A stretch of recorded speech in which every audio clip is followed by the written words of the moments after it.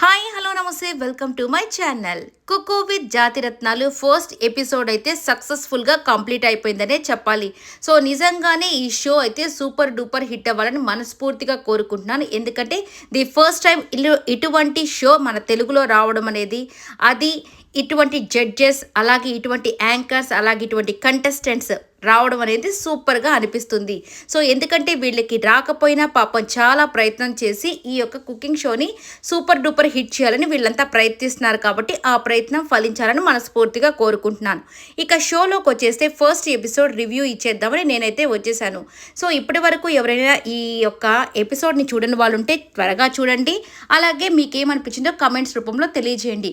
లేదంటే నా వీడియోని చూసి కూడా మీరు కూడా కమెంట్స్ రూపంలో తెలియజేయమని కోరుకుంటున్నాను. సో ఇప్పుడు వీడియోలోకి అయితే వెళ్ళిపోదాం.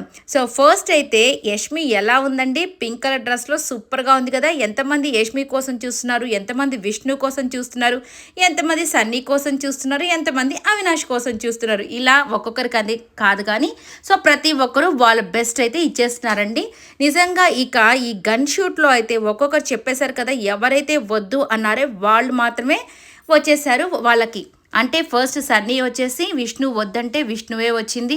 అలాగే ఇక విద్యా గారు అయితే ఆ బిత్తిలి సత్తి వద్దు అంటే బిత్తిలి సత్తే వచ్చాడు. నెక్స్ట్ అందరూ మాత్రం అవినాష్ మాత్రం నాకు వద్దు అని చెప్తూ ఉంటే అవినాష్ మాత్రం నాకు యష్మియే కావాలి, అవినాష్ వద్దు యష్మి ముద్దు అని చెప్పి డైలాగులు అయితే చెప్తూ ఉంటాడు. ఇక ప్రియా గారికి అయితే అవినాష్ వచ్చేస్తాడు. అబ్బా, అవినాష్ ఓవర్ యాక్షన్ అయితే చాలా ఎక్కువగా అనిపిస్తుంది. అందరి దగ్గర బాగా తిరుగుతూ అసలుకి గందరగోళం అయితే చేసేస్తున్నాడు. సో ఇక వచ్చేసరికి హేమంత్ గారు అయితే యష్మి గారికి వచ్చారు. ఇది మీకు ఎలా అనిపించిందో కమెంట్స్ రూపంలో తెలియజేయండి. ఎందుకు ఇలా అంటున్నానంటే హేమంత్ గారు వెజిటేరియన్ అంట. సో యష్మి అయితే నాన్ వెజ్ అంటే ప్రాణం తనకి. సో మరి వెజిటేరియన్ వాళ్ళు నాన్ వెజ్ చేయాలంటే కొద్దిగా ఇబ్బంది పడతారు.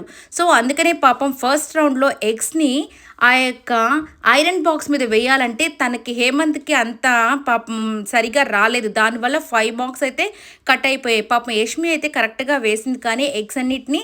సో దానివల్ల పాపం కొంచెం డిసప్పాయింట్ అయినట్టు నాకైతే అనిపించింది. ఎందుకంటే ఇలాంటి షోస్లో ఈ రెండు తినేవాళ్ళు ఉంటే కొంచెం బాగుంటుందని నా ఫీలింగ్.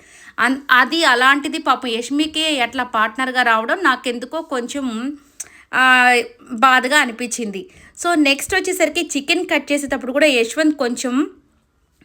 హేమంత్ కొంచెం ఇబ్బందిగా ఫీల్ అయినట్టు అనిపించింది. సో ఇట్లా ఉంటే కొద్దిగా పార్ట్నర్స్ మధ్య కొద్దిగా డిఫరెన్సెస్ అయితే వస్తాయి కదా, చేసేటప్పుడు కూడా కొంచెం ఇంట్రెస్ట్ లేకుండా ఉంటుంది.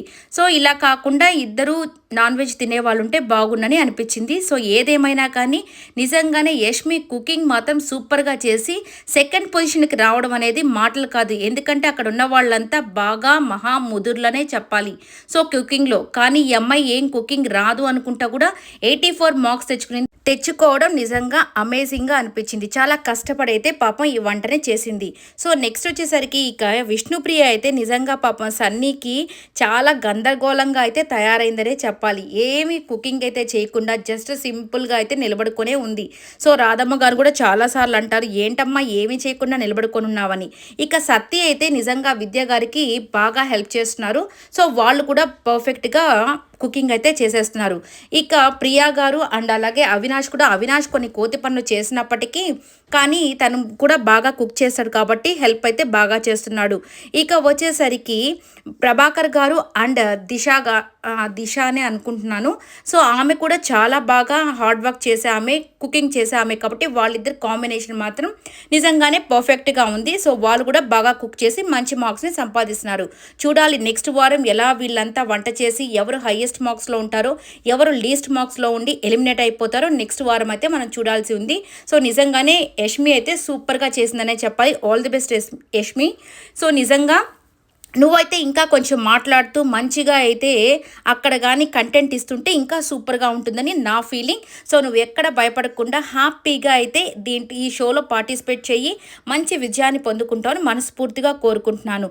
అలాగే ఇంకా వచ్చేసరికి సిద్ధార్థ్ గారు వచ్చిన తర్వాత నిజంగా ఈ యొక్క షో అయితే వేరే లెవెల్కి వెళ్ళిపోయిందనే చెప్పాలి. నిజంగా ఎంత సింపుల్గా, ఎంత నీట్గా ఆయన అందరితో కలిసి మాట్లాడడం, ఎంత యాక్టివ్గా ఉండడం నిజంగా సూపర్గా అనిపించిందండి నాకైతే. సో ఇక 3 BHK సినిమా ఈవెంట్ కోసం అయితే అంటే ప్రమోషన్ కోసం అయితే వచ్చేసారు. ఒక ఫాదర్ అండ్ సన్ యొక్క రిలేషన్ గురించి. సో వాళ్ళు ఒక ఇల్లు కట్టుకోవాలనే దాని గురించి ఆ యొక్క ప్రోమో. నిజంగా ఆ ప్రోమో కూడా సూపర్గా అనిపించింది. ఈ వీడియో అంతా మీకు నచ్చినట్టయితే లైక్ చేయండి, షేర్ చేయండి, కమెంట్ చేయండి, సబ్స్క్రైబ్ చేసుకోవడం